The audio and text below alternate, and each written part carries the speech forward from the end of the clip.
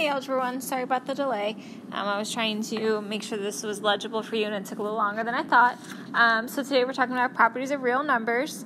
So in math, properties are statements that are true for any numbers. They justify steps when simplifying expressions and solving equations.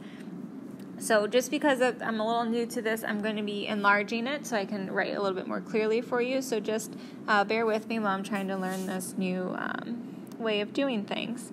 So this is section 1.2. I'm going to go ahead and enlarge it. So the first property we're going to talk about is the commutative property, and it relates to addition or multiplication, as do all the others. So I'm going to go through examples of both.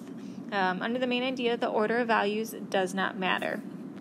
So what I mean by that is, let's pull up the examples. Okay, so if we have a plus b, that is the same as saying b plus a. Using numbers, that could be something like 2 plus 3 is the same as 3 plus 2. Okay?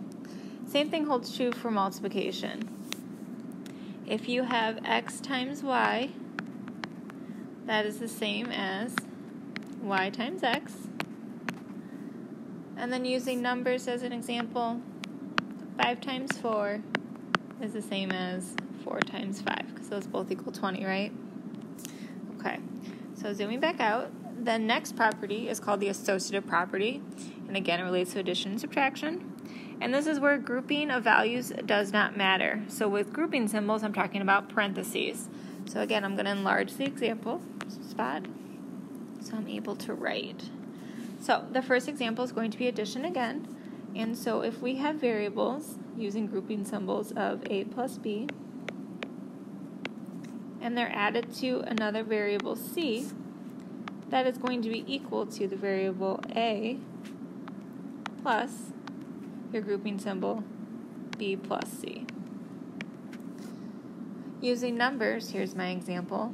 If we have 5 plus 1, I apologize for how sloppy that 5 was, plus 3, that's going to be equal to 5 plus 1 plus 3. Same's going to hold true again for multiplication. So if we have the parentheses and then a times b times c, that still equals a times b times c. With numbers, parentheses 2 times 4 times 7 equals the same thing as 2 times 4 times 7. Because you're always going to get the same answer as long as it follows those grouping symbols. An identity property is something that always stays the same. So either you're multiplying or you're adding, you will run into the identity property if you have an example that looks like this.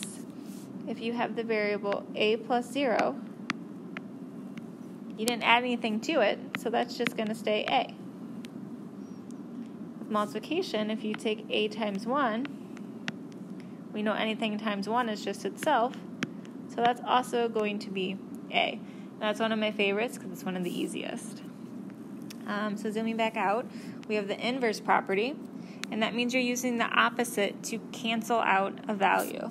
So you want something to either go away or become the value of 1. So an example of that would be if we have the variable a and you're adding to it a negative a, if one's positive and one's negative and they're the same number or letter, we know that just cancels out and becomes 0.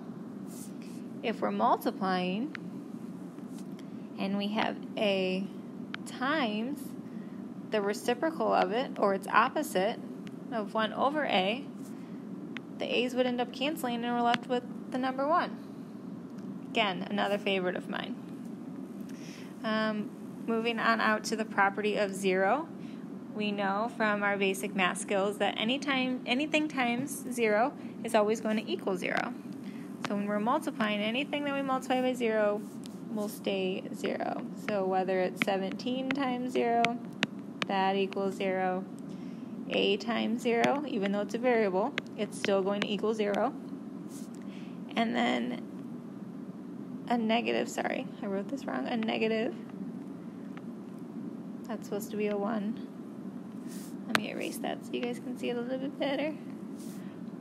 Okay, so if you have a negative 1 over a, so even a fraction with the variable and it being negative times 0, that's going to still become 0. And I apologize for my handwriting, you guys. This is new for me. Okay, so zooming out, the distributive property, again, is an old standard for you guys. Multiplying a value by an expression inside parentheses is going to create another expression, but the parentheses will go away. So an example of distributive property would be, if you have for variables, if you have a times the parentheses of b plus c, you're going to end up with ab plus ac. Because if you remember from last year, that's when you do, I call it the rainbow, that's when you multiply each term by what's on the outside. So now if we're using numbers, we would have 2 times x plus 7. You would distribute in the 2, which means you'd have 2x plus 14. Last one that's a little trickier. If you have a negative on the outside, it's going to change what's going on the inside in terms of its sign. So if you have negative 5x and a negative y, distribute that in, which means multiply. So you have negative 5x, 2 negatives here and here are going to make an addition sign, and now you have a positive 5y. Changing to the back side, I already wrote some of the stuff in to save on time because I know I'm late posting this. The reflexive property is another one. I'll take a minute for you guys to write this down. But the main idea is a value always equals itself. If you have the value a, it equals a. If you have the value 4, it equals 4. 1 equals 1. There are no catches to how simple that sounds. So my examples for that would be for you guys. If you have 16, that just equals 16. Even if you have something super complicated like 4y squared, guess what? That still equals 4y squared. I know, mind-blowing. The next one is the symmetric property. And so that states if A equals B, then B must equal A. So in this case, I do need to blow it up because I need to write a little bit bigger for this one. So bear with me for a second. Okay, so if A equals B and B equals A, this is what you would have. So if x equals 3, then 3 must equal x. It's the same thing. If 5x equals 30, then, I'm sure you guys can guess it, 30 equals 5x. I like that one too. Okay, the last one is called the transitive property. And it's a little bit more confusing because it states if A equals B and B equals C, then A must equal C. So you can think about it as if I'm A and I'm traveling to B, which is Target, and then when I get to Target, I change my mind. I'm like, no, I think I want to go to Walmart instead. Then me going to C would all be my distance traveled from A, which was my starting point at my house, going to Target, and then going from Target to Walmart. So that would be my total distance trip, which would be my A to my C. Is I guess one way to look at it, if that's helpful. If not, I can explain a little bit better tomorrow. In class tomorrow. Man, all jumbled in my words. Okay, so let's do an example where it'll make a little bit more sense. Okay, So if we have 4 plus 3, we all know that equals 7. And we know that the square root of 49 is also 7. It's not a coincidence, guys. Then 4 plus 3 is equivalent to the square root of 49, because square root of 49 is 7, and 4 plus 3 is also 7. So they have that relationship. Okay. So the bottom part can be a little bit more confusing, so we will spend some time on this tomorrow if we need to. It's called the closure property, and it says in the definition that a set is closed under an operation if the operation always produces an element of the same set. If an element outside the set is produced, then the operation is not closed. It wants us to say true or false and then give an example. So, for the first one, integers are closed under multiplication, and that is going to be true. So the reason it's going to be true is if we have an integer, let's see here, make this a little bigger.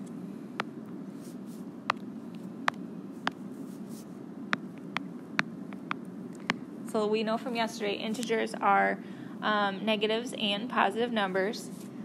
But let's say we had negative 4 times 2. The product of that is going to be negative 8. And negative 8 is still an integer. So this is going to be true. The next one is natural numbers are closed under subtraction. And so this case, that's not always going to be true. So if we have 8 minus 4, that gives you positive 4. And that's still a natural number because it's greater than 1 and it's not a negative. But what happens if we had 5 minus 9? That's going to warrant us a negative 4.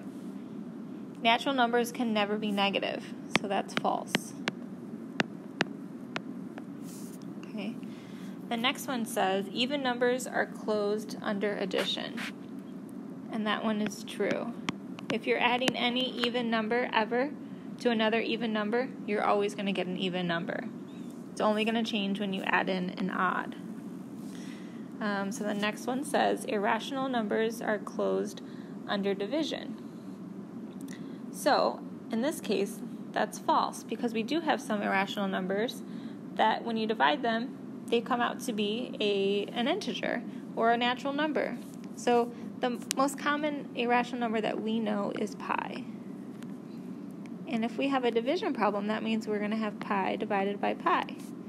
Anything divided by itself equals 1. And now we have a real number, a rational number, a whole number, a natural number, and an integer.